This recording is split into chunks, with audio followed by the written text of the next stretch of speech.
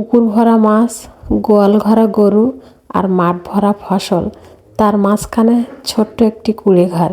এই তো একটি ছবির মতো সুন্দর গ্রামীণ দৃশ্য। এটা শুধু গ্রামেই কিন্তু দেখা যায়। আমারও ইচ্ছে আছে অনেক এমন একটা সুন্দর বাড়ি, এরকম ছবির মতো একটা দৃশ্যময় প্রকৃতি, চারদিকে তাকালেই যেন অশান্ত মনও শান্ত হয়ে যায়। চোখের ভাষাও যেন প্রকৃতি বুঝতে পারে, না বলা কথাগুলোও যেন তার সবই জানা।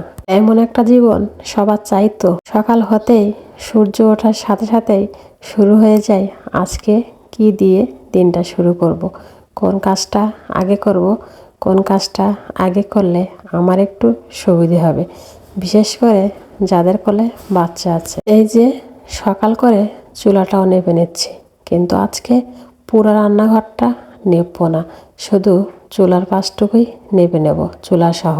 তারপরে হাঁড়ির গায়ে ছাই দিয়ে দিলাম যেন হাঁড়িটা মাজতে একটু সুবিধে হয়। ভাতটা বসিয়ে দিয়েই চলে গেলাম সিম গাছে কিছু সিম উঠাতে। সকালে রান্নার জন্য বাড়িতে কিছুই ছিল না, তো ভাবলাম গাছ থেকে কিছু সিম উঠিয়ে এনে ভাতে দিয়েই ভর্তা করব। আর ভাতের সাথে সিম দিয়ে সিদ্ধ করে সেই সিমের ভর্তা খেতে কিন্তু খুব ভালোই লাগে। এই যে এই সিমগুলো উঠিয়ে নিলাম। এইখানে আমার দাদি শাশুড়ি ছিল আর ফুফো শাশুড়ি ছিল। বাড়িতে সিম নিয়ে আসতেই আমার ইরা কাটতে বসে গেছে। ইরা কিন্তু খুব কাজের মেয়ে, মা যা করবে ওনাকে ঠিক তাই করা লাগবে। তো সিমগুলো এখন ভালোভাবে ধুয়ে নিচ্ছি।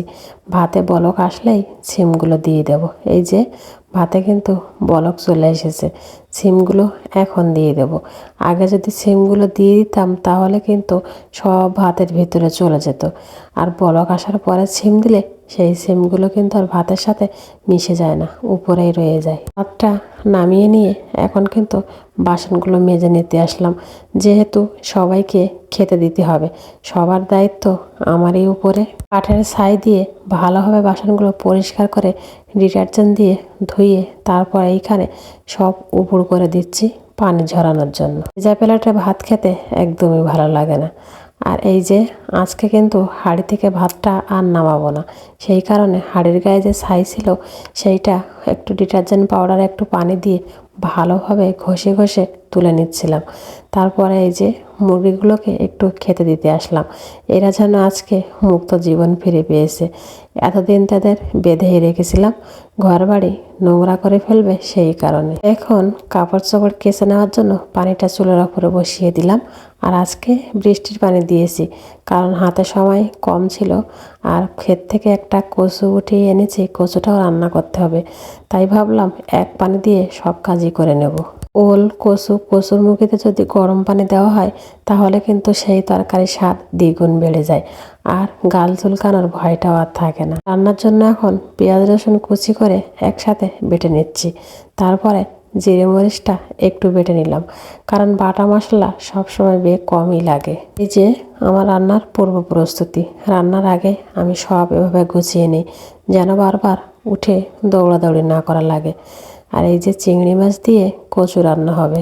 চিংড়ি মাছ দিয়ে কচু কিন্তু বেশ ভালোই যায়। মাছ যেহেতু কম ছিল সেই কারণে একটু কেটে কেটে দিলাম যাতে সবার হয়ে যায়। রান্নাটা হতে থাক, ততক্ষণে ভাবছি রান্নাঘরের ভিতরটা ঝাড়ু দিয়ে নেই।